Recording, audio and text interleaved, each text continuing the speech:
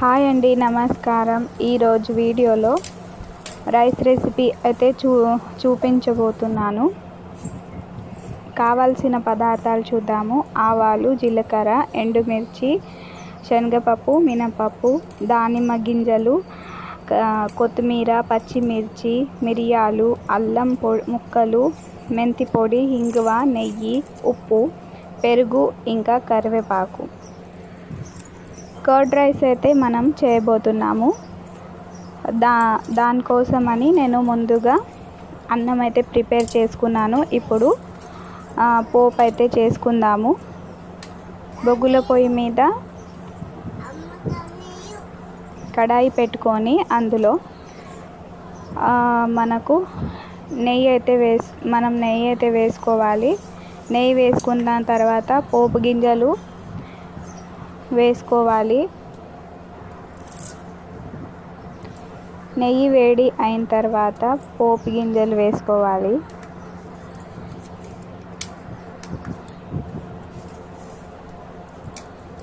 బొగ్గుల పొయ్యి మీద కాబట్టి కొద్దిగా టైం అయితే పడుతుంది.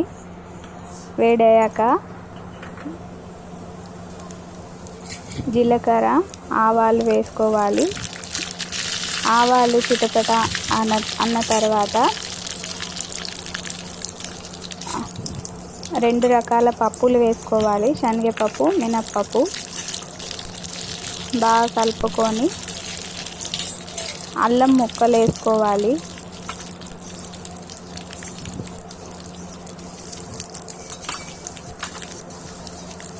మిరియాలు,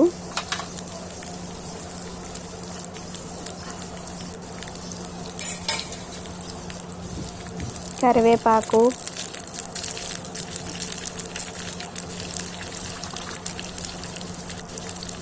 ఇంగువ. సమ్మర్లో అయితే బాగుంటుంది తినడానికి, చల్లదనం ఉంటుంది. మెంతి పొడి వేసుకొని పచ్చిమిర్చి అయితే వేసుకోవాలి. ఎండుమిర్చి వేసుకొని బాగా అయితే కలుపుకోవాలి. మనం మార్నింగ్ బ్రేక్ఫాస్ట్గా కూడా తినచ్చు. మనకు ఫుల్ఫిల్గా అయితే ఉంటుంది. తర్వాత ఈ సమ్మర్లో ఇంత ఎండ మండిపోతుంది కదా, దానికోసం కూడా మనము పెరుగన్నం అయితే దద్దోజనం అయితే తినచ్చు చల్లదనం కోసం. బాగా పోపు కలుపుకొని అన్నీ బాగా వేయించేటట్టు చూసుకోవాలి. ముందుగా ప్రిపేర్ చేసుకున్న అన్నం తీసుకోవాలి. అందులో ఆవు పెరుగు వేస్తున్నాను. మనకు సరిపడా పెరుగు అయితే వేసుకోవాలి. ఇంకా తక్కువ అనిపిస్తే మళ్ళీ కూడా కలుపుకోవచ్చు. నాకు ఇక్కడ సరిపోయింది. సరిపడా ఉప్పు వేసుకోవాలి. నేను సైంధవ లవణం వాడుతున్నాను. 2 బాగా ఈ మిశ్రమాన్ని అయితే కలుపుకోవాలి. మొత్తం అన్నంకు పట్టేటట్టు కలుపుకొని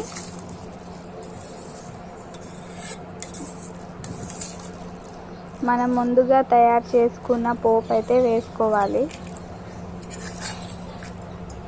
చాలా తొందరగా రెడీ అవుతుంది.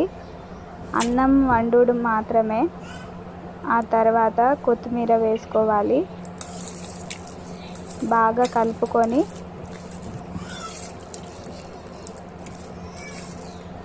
గార్నిష్ కోసం మళ్ళీ పైన నుంచి అయితే కొత్తిమీర ఇంకా దానిమ్మ గింజలు వేసుకోవాలి. అంతేనండి, ఎంతో రుచిగా ఈజీగా అయ్యే కర్డ్ రైస్ అయితే రెడీగా ఉంది.